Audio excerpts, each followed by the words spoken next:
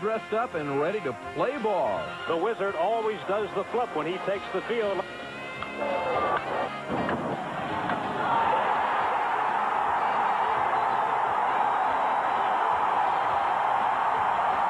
The steal sign is back on. So is the suicide squeeze. Oh, how we missed the hit and run and the swing and a miss. So make a call to the bullpen because they're getting ripped all over the ballpark. We'll try to look alive and take one for the team. Sports Center, we keep our equipment on the inside. Next.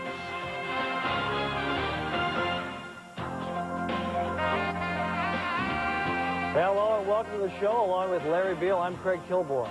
Baseball is back. We've already had a grand slam extra innings and a dual ejection, and that was just one game, and we begin by popping the top on Coors Field. Sure tastes better after a long layoff.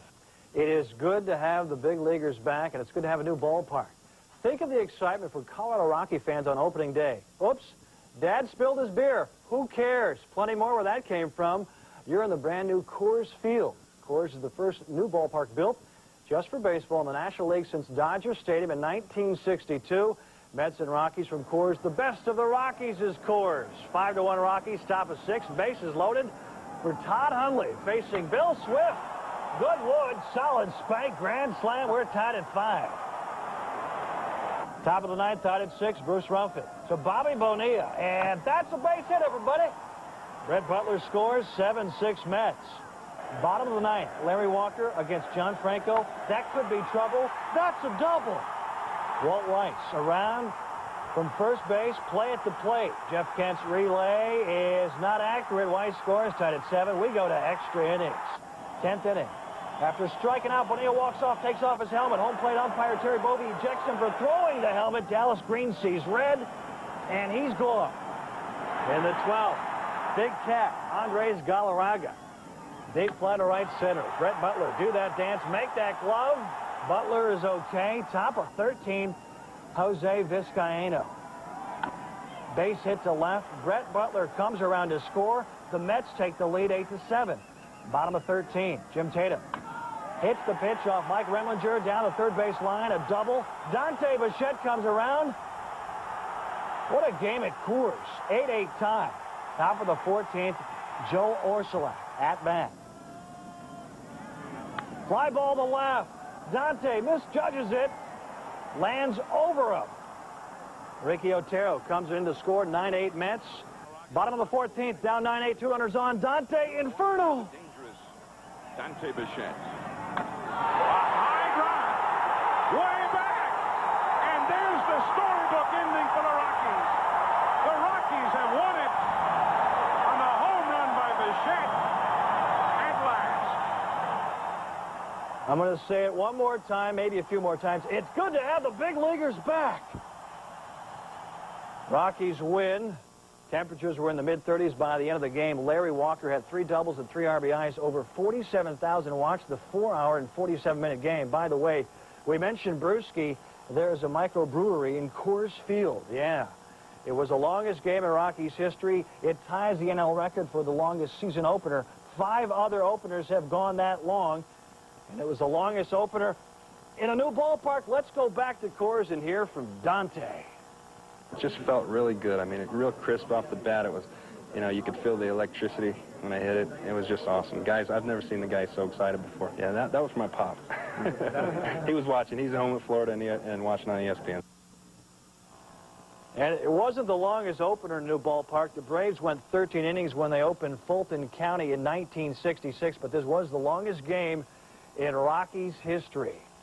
Phillies and the Cardinals, and there's Ozzie, and we are officially underway. Ken Hill starting for the Cards, 3rd inning, 2 on. Dave Hollins, reach out and touch them all. Opposite field, 2-run homer gives the Phils a 5-0 lead. 9th inning, Phils clinging to a 6-5 lead. Norm Charlton loads the bases with no one out. Scott Cooper, base knock. Scores 2 runs to win the game. Scott Cooper, a St. Louis native, finished with 3 hits and 4 RBIs in his first game with the Cardinals. Norm Charlton, who missed all of last season after elbow surgery, took the loss. A's and the Blue Jays. David Cohn back with the Jays, looks sharp. Mark McGwire healthy again, caught observing. Dave Stewart, former teammate of Cone with the Blue Jays. Gets rocked down 2-1 in the second. Devon White, Alex Gonzalez, Joe Carter, Stewart sent to the showers. Chris Eddy pitching, John Oru, Sean Green, Ed Sprague, Devo. 11 runs second, Jays up 12-1. Then Cone picks off Rickey. Jays roll. Devo drives in 4 runs in the second as the Jays tie a club record with 11 runs in the inning. They set the mark versus Seattle back in July of '84. Dave Stewart, the loss. He had been 5-0 in season openers. Larry. Imagine going out on opening day and writing your name into the history books with a no-hitter. It's happened only once in the majors. Bob Feller did it in 1940. Kevin Apier had a chance to join Feller, but there was only one problem. Because of the shortened spring training, the Royals pitcher could have blown out his arm by going 9 full innings, so he had to come out. Royals against the Orioles. Fans called in sick, and Apier made the Orioles ill. Swing and a miss by Cal Ripken, who struck out 3 times. Apier 6 2/3 of no-hit ball, replaced by Rusty Meacham. Harold Baines a blast. Tom Goodwin makes a catch and crashes into the wall. Leo Gomez broke up the no-no in the 8th. But overall, an ugly day for the O's. Andy Van Slyke and Sherman Obando colliding as a run scores KC with a 5-1 victory. Manager Bob Boone was booed when he took Apier out. Said Boone, "I was afraid to go out there. I thought Kevin would choke me." Naturally, Apier was disappointed, but said he understood the decision. Opening day at Yankee Stadium, Rangers and Yanks. Joe DiMaggio on hand, throwing out the first pitch. And say goodbye. Bottom of the second, Danny Tartabull crushing one off of Kenny Rogers. 3rd straight year he's homered on opening day. Yanks up 1-0. Wade Boggs to right. Rusty Greer allowing Tony Fernandez to score 5-1 Yanks. And John Wetland retiring the side in order in the 9th. His first American League save as he retired Jeff Fry there. Yankees 8-6. Jimmy Key winning his 3rd straight opening day start for the Yankees. The last Yankee to do that, Mel Stottlemyre, back in the 60s. 50,000 on hand in the Bronx, but this game was not a sellout. Expos and Pirates. Look at the cute little boy. Oh, he's throwing his glove away. Don't do that. Although that's pretty much what the Pirates did. Roberto Kelly, a grounder, charged by Jeff King. He throws it wide at first. Mike Lansing scores from 3rd. And as Orlando Merced runs the ball down, Cliff Floyd comes all the way around from 1st. Throw to the plate, hits him, ricocheting away. Kelly, who hit the ball in the first place, still running, and he is safe. Wild sequence, and the fans, home fans, not very happy about things, littering the field in disgust as the Expos win at 6-2. The game was delayed for 17 minutes. When you saw there, the fans pelted the field with wooden sticks that were part of the opening night pennant giveaway. Pirate fans not at all happy with the strike or with their team on opening night. Craig?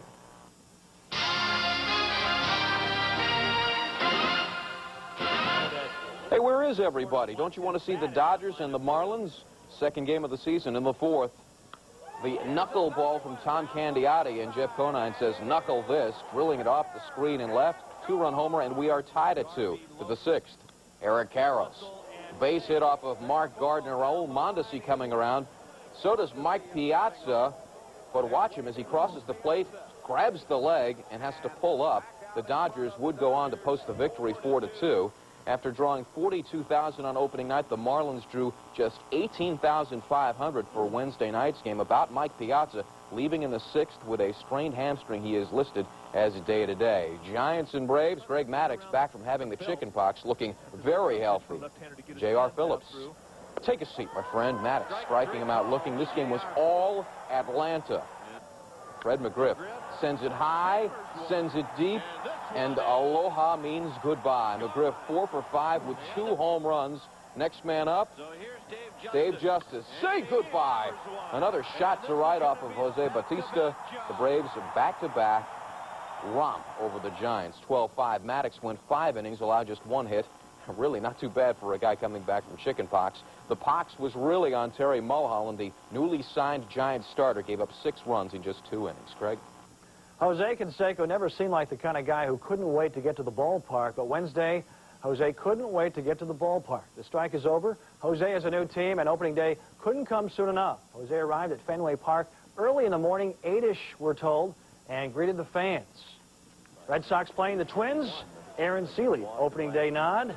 First inning, Pedro Munoz, the nasty breaking ball. Seeley allowed only 1 hit in 5 innings. Bottom of the second off Scotty Erickson, Mike Greenwell. The single. Mark Whitten scores. Greenwell 4 for 5. Bottom of the 6th, bases juiced for the fan favorite, Jose. Get out of here. Stays in the park in the left center. 2-run score. The Red Sox roll. Just under 33,000 showed up at Fenway. Tickets for all Boston home games in April, half price. Both Canseco and Mo Vaughn went 2 for 4. The Red Sox sent 13 batters to the plate in the 6th. Brewers win. Just over 31,000 fans showed up in Milwaukee, the smallest opening day crowd at County Stadium since 1973. John Jaha, his first career Grand Slam. Back to the ice when you get...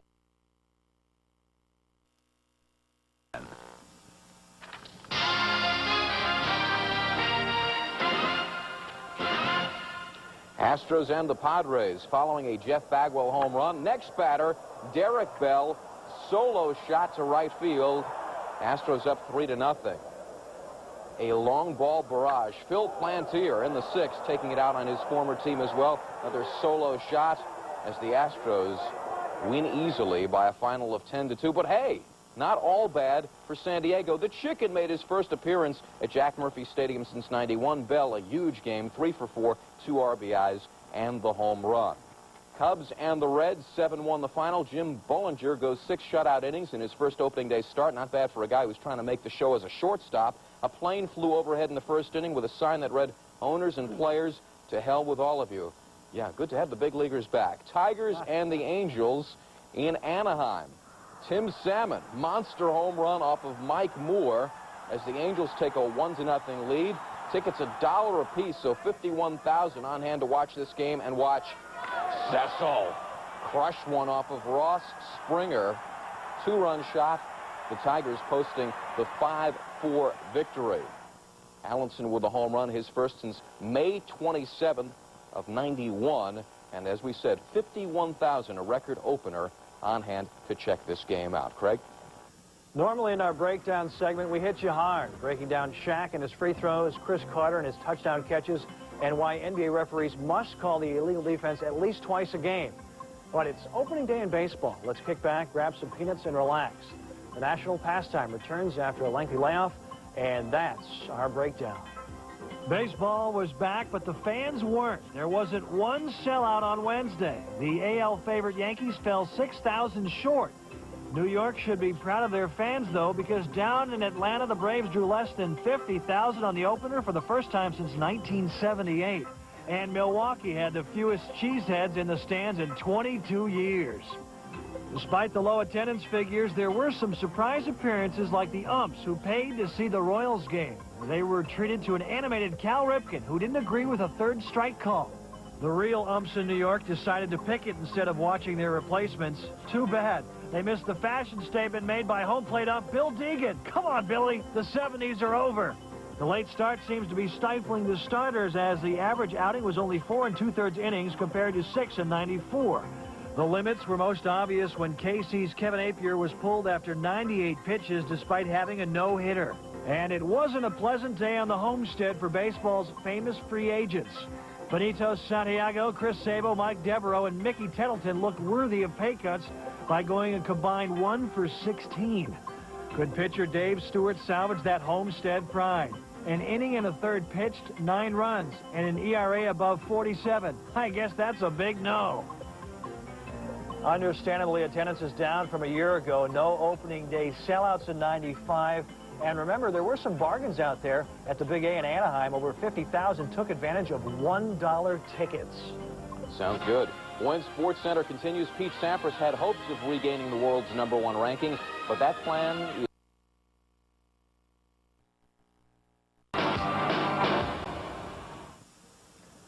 It was a long time coming with just a great opening day, and yes, a feel-good kind of day. Before we leave you, a look back at opening day 1995.